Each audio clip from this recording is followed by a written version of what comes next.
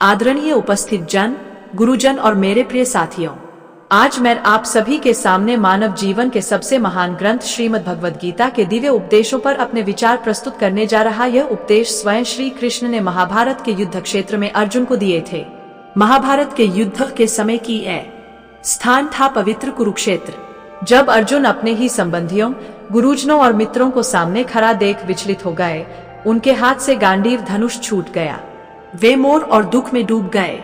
तब श्री कृष्ण ने उन्हें जीवन का अमर ज्ञान दिया, जो आज भी हमें सही मार्ग दिखाता है। श्री कृष्ण ने अर्जुन से कहा, कर्मण्येवाधिकारस्ते मा फलेषु कदाचन, अर्थात हमारा अधिकार केवल कर्म करने में है, फल की चिंता में नहीं। यह उपदेश हमें सिखाता है कि हमें अपने कर्तव्य का पालन पूरी निष्ठा और ईमानदारी से करना चाहिए, बिना परिणाम की चिंता किए। जब हम फल की चिंता करते हैं, तब भय, तनाव और निराशा उत्पन्न होती है, लेकिन जब हम निष्काम भाव से कर्म करते हैं, तब मन शांत रहता है और सफलता स्वतः मिलती है।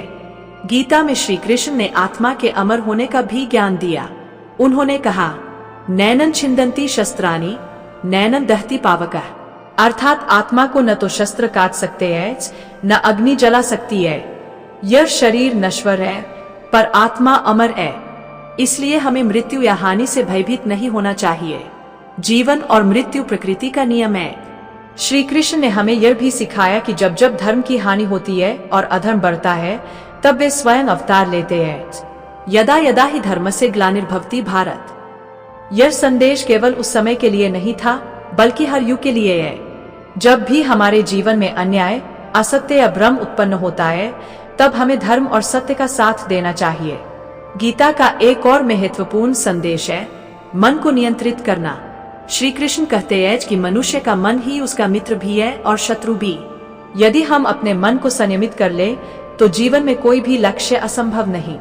आज के समय में जब हम प्रतियोगिता, तनाव और अस्थिरता से घिरे हुए हैं, गीता का यह ज्ञान हमें संतुलन और आत्मविश्वास प्रदान करता है। यह केवल धार्मिक ग्रंथ नहीं, बल्कि जीवन प्रबंधन की एक महान पुस्तक है।